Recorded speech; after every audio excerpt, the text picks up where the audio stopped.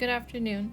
This is my current topic presentation, and I will be presenting the effects of physical activity on older adults with heart disease.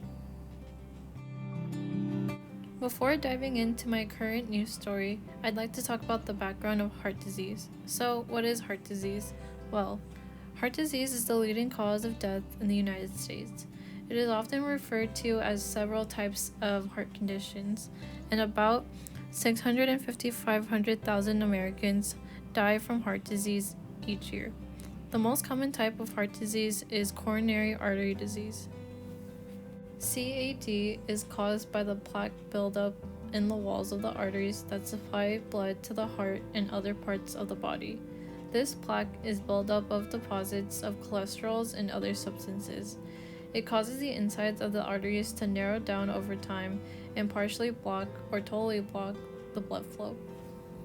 Some of the primary risk factors for CAD are being overweight, physical inactivity, unhealthy eating, smoking tobacco, and a family history of heart disease can increase your risk for CAD. For individuals who have CAD or any other form of heart disease, they are recommended to go into cardiac rehab.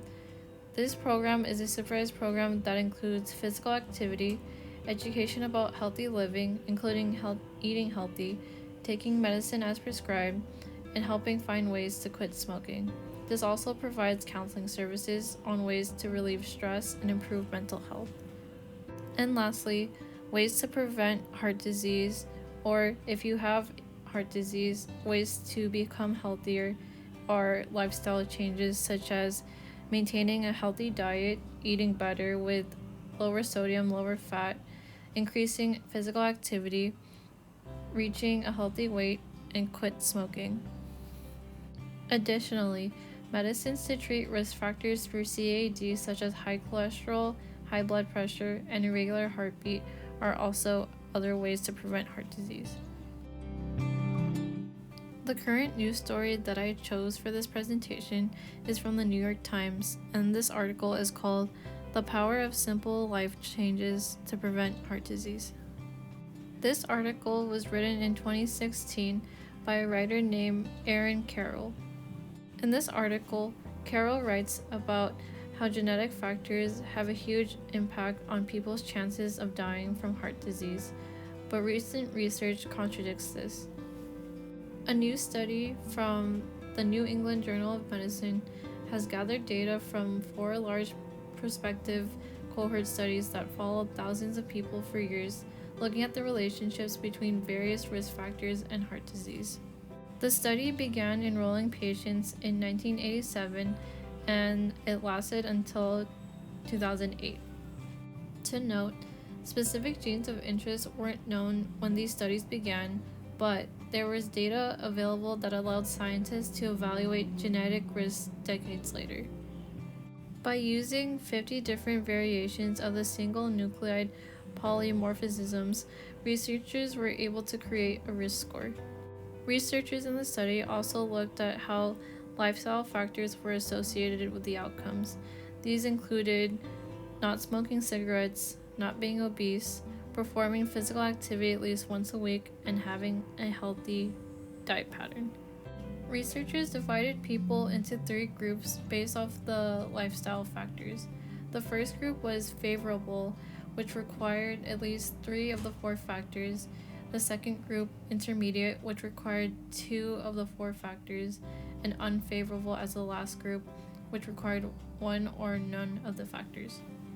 As a result, the unfavorable group had a risk that was 71% to 121% higher than those with a favorable lifestyle. Additionally, those with a favorable lifestyle had a 45% reduction in coronary events among those at low genetic risk, a 47% reduction among those with intermediate genetic risk, and a 46% reduction among those at higher genetic risk. So, what does that mean? It means that those who were at high genetic risk in the oldest cohort study means that 10.7% could expect a coronary event over a 10-year period if they had an unfavorable lifestyle, but that number was reduced to 5.1% if they had a favorable lifestyle. Those who had low genetic risk, their 10-year event rate was at 5.8% with unfavorable lifestyle. Based on the results, lifestyle changes can be helpful to one's health. In the concluding paragraphs of this article, Carol, the writer, emphasizes that these results should encourage us that genetics do not determine everything about our health. Changes in lifestyle can overcome much of the risks our DNA imposes. Moving on to my first additional source is a peer-reviewed journal. It is called Physical Activity and Risk of Coronary Heart Disease and Stroke in Older Adults. Researchers in this study did a prospective cohort analysis among 4,207 men and women from the US and were followed from 1989 to 1999. The mean age for participants was 73 years old, and these participants were free of CVD at baseline. Physical activity was accessed and cumulatively updated over time to minimize misclassification and access the long effect terms of habitual activity.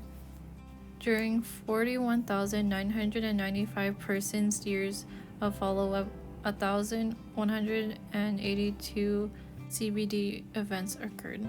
Greater physical activity was inversely associated with coronary heart disease, stroke, and total CVD, even those greater than 75 years. Walking pace, distance, and overall walking score, leisure time activity, and exercise intensity were each associated with low risk. This data provided evidence supporting physical activity recommendations, in particular walking, to reduce the incidence of CVD among older adults. Moving on to the second peer-reviewed journal, this is High Intensity Interval Training in Cardiac Rehabilitation. Exercise-based cardiac rehabilitation has been utilized as a secondary prevention tool to improve prognosis in patients with various forms of heart disease. And moderate intensity continuous training, MICT, has become a traditional method of aerobic-based exercise prescription, which had resulted in short-term and long-term benefits for patients with CVD. However, HIIT has been suggested as an alternative to MICT. HIIT has been found to be effective in improving outcomes with cardiovascular disease patients, such as quality of life, heart rate, response to exercise, and myocardial function.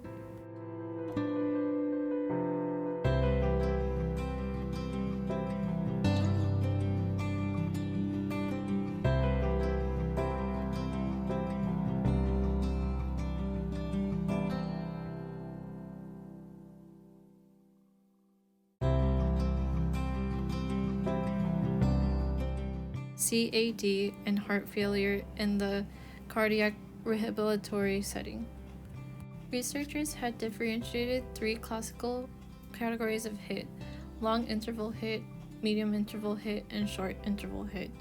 Long interval HIIT has been the most commonly used protocol for older adults with CVD. Medium interval HIIT and short interval HIIT has also been used to a lesser extent in older adults with CVD. Findings have shown that the use of all three protocols are safe and have contributed to the significant improvement in peak VO2 and quality of life. Researchers suggest that short interval HIIT should be prescribed to patients with low exercise capacity, while medium interval and long interval HIIT should be prescribed to patients with intermediate and high exercise capacity. Researchers found that there was an increase in peak cardiac output after 10 sessions of short interval HIIT.